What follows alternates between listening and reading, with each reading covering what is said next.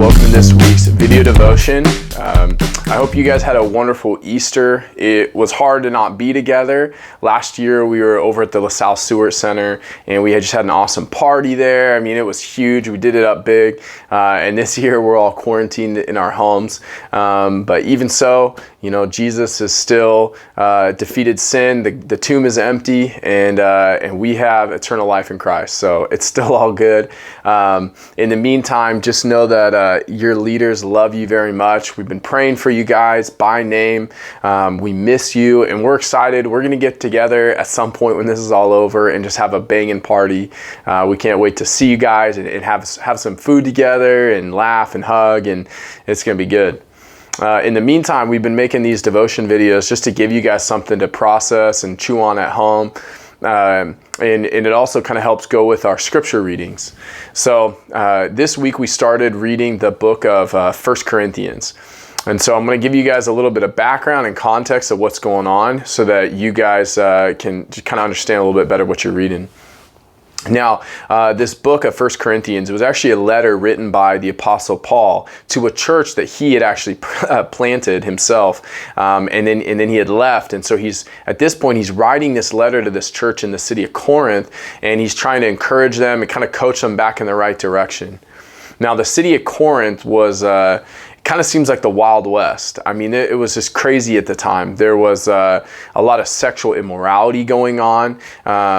There's actually a term like to Corinthianize, which meant to practice sexual immorality. So it was just common knowledge, it was just known. I mean, this place, sexual immorality was everywhere. There was even a temple to the god Aphrodite that had something like 1,000 temple prostitutes. So not only that, but Corinth was like a hub for trade and travel from all over, north, south, east, west. So you've got all these different, just philosophies and ideas and cultural backgrounds and things that are being brought in to Corinth. And so you got to imagine as Paul plants this church, that the church members, they're not coming in with a clean slate. I mean, they've got all types of baggage that they're bringing in. And as a result, this church, I mean, there's a lot of junk going on. And so in this first week of reading, what we've been learning is that Paul is trying to correct a lot of the divisions that are happening as a result of some of these things that are kind of jacked up in the church. To give you guys just a little understanding, one of the things that was going on was there's a lot of litigation. So people were suing each other. Like, could you imagine if our youth group, we got kids, students like suing each other? There'd probably be a little bit of drama.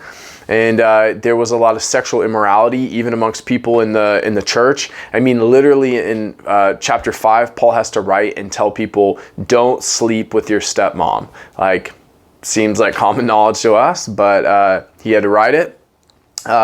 There was a division on like who people were going to follow, like as their kind of main guide or spiritual leader. Was it Paul? Was it this other dude Apollos? Was it Peter? Was it Jesus? Like, who are they going to follow as their leader?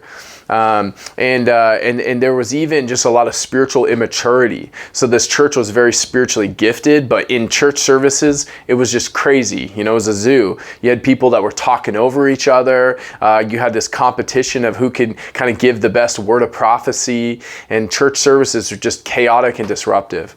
And so Paul, he's just like, come on, you guys, like, what is going on? We're supposed to be united as a church, but it's just a zoo. And so he's writing this, and this is what he says in chapter 1, verse 10. It says, I appeal to you, brothers and sisters, in the name of our Lord Jesus Christ, that all of you agree with one another in what you say, and that there be no divisions among you, but that you be perfectly united in mind and thought.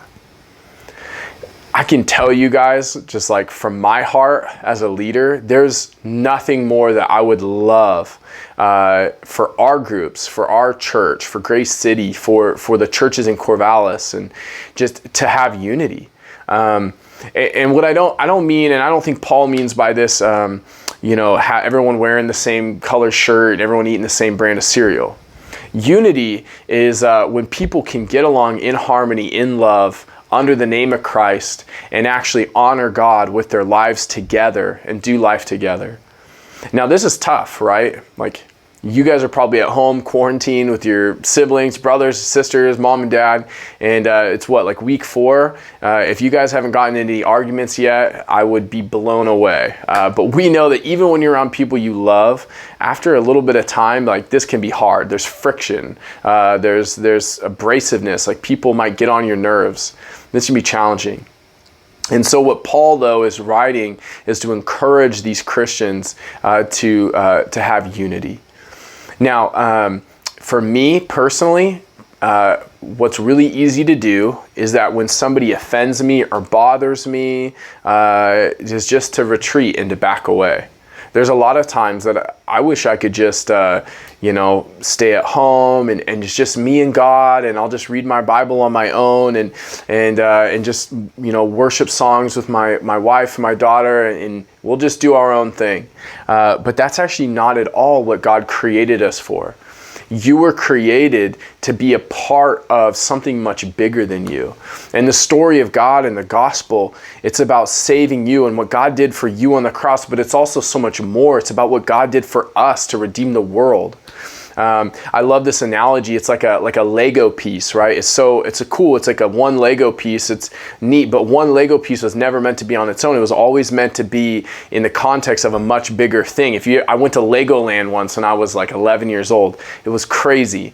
And if you ever go to Legoland, you're just blown away by the towers that are built and the cities and the cars and Lamborghini and all this cool stuff. But the Legos are neat because they're all together. And that's what we as the body of Christ, like we are most beautiful, and we are part of the bigger kingdom of God.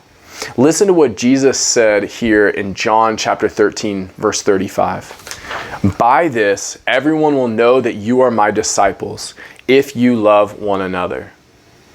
So Jesus said that there's something about the way that we treat one another, the way that we love one another, that actually demonstrates to the people outside of the church that we belong to him. Like they can look at us and know that we belong to Christ because we look so much like him, the humble servant who came and died on a cross. And even as he's being crucified, he said, Father, forgive them. They know not what they do. Now, what kind of humble servant is this? And if we can be like Christ, then others on the outside will actually look at us and they'll see his goodness. See, not everyone's going to pick up a Bible, but sometimes people don't need to hear the gospel. They need to see it in your life. And so as we practice unity and love for one another, that is how people will know that we belong to him. That is how people are going to see God's goodness and God's glory. And so how does God grow patience in with you? It's not by snapping his fingers and making you more patient. It's by putting you around people that are hard to be around. And how does God make you more compassionate? It's not by snapping his fingers and making you more compassionate. It's about putting you around people who have real needs. And when you give and you sacrifice and you love on these people, that's how you're going to build compassion.